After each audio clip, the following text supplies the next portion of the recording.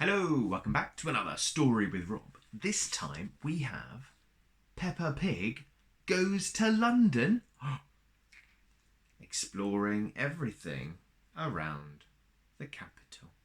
Peppa and George and all their friends are going to London. London is such a big city, they don't know where to visit first. Luckily, Miss Rabbit knows a very important person who just might be able to help. So make sure you like and subscribe for more stories like this. So let's dive right in. Oh, big Union flag there at the start. They definitely know they're in London.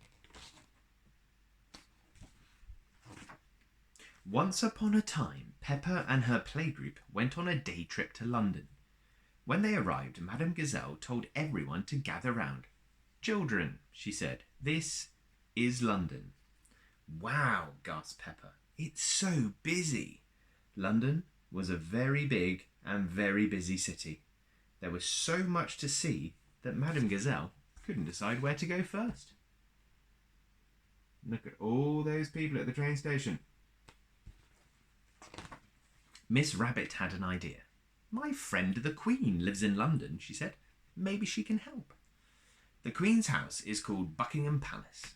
Miss Rabbit went up to the front gate and rang the bell. "Yes," said a very grand voice. "Who are you?"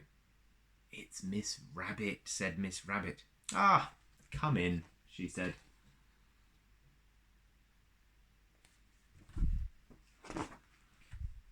The voice belonged to the Queen. "Hello, everyone," she said.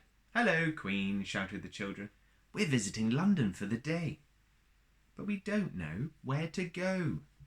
"London is my city," said the Queen. "I shall give you a guided tour." Ah, there's Queen on her throne, doing a bit of knitting.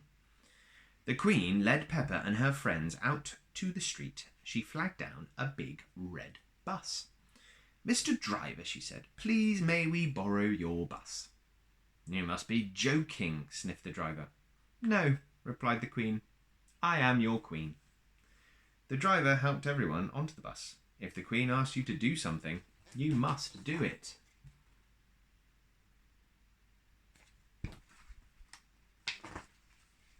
Peppa had never been on a bus like this before. "It has stairs on it," she gasped. The Queen showed the children up to the top deck. From up there, they could see everything. Ting, ting, the bus set off. "First stop, Big Ben," said the Queen.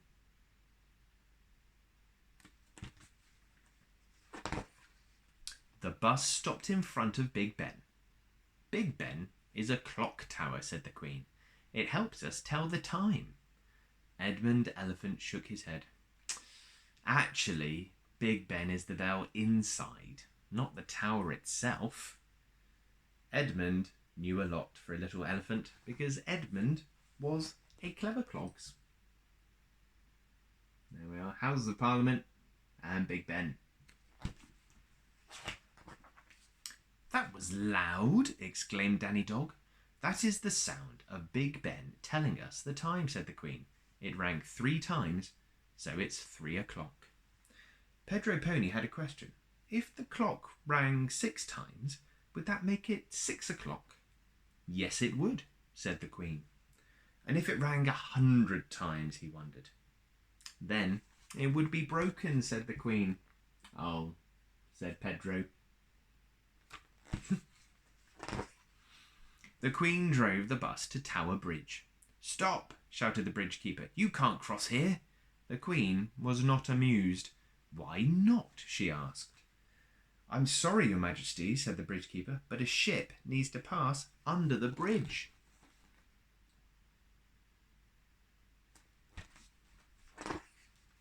"The ship is coming," said Peppa. "It's very tall." "It's going to bang into the bridge," shouted Danny Dog. The bridge lifted up just in time.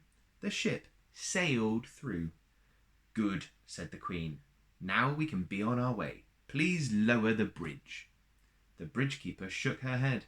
Another ship was coming. A special type of bridge lifts up in the middle. ship underneath. The Queen wanted to get going. Peppa and her friends couldn't wait around all day. Hold tight, everyone, she cried.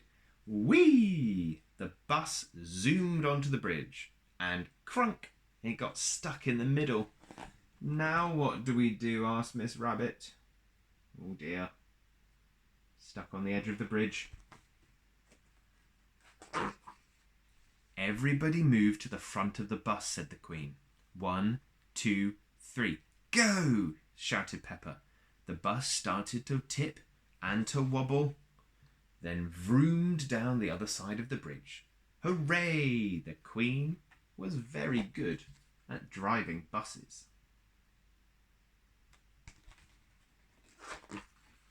Are you enjoying the tour? Asked the Queen. Yes, Your Majesty, bellowed the children. Open-top buses are the best, said Peppa. Why aren't all buses like this? A raindrop fell on her head. Drip, drop, plop. That was why. Children, said Mademoiselle, open your umbrellas.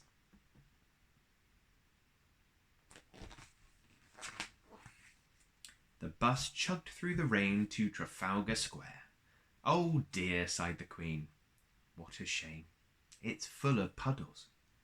The Queen was right. There were puddles everywhere. I think the tour is over. Oh, groaned the children as they climbed off the bus.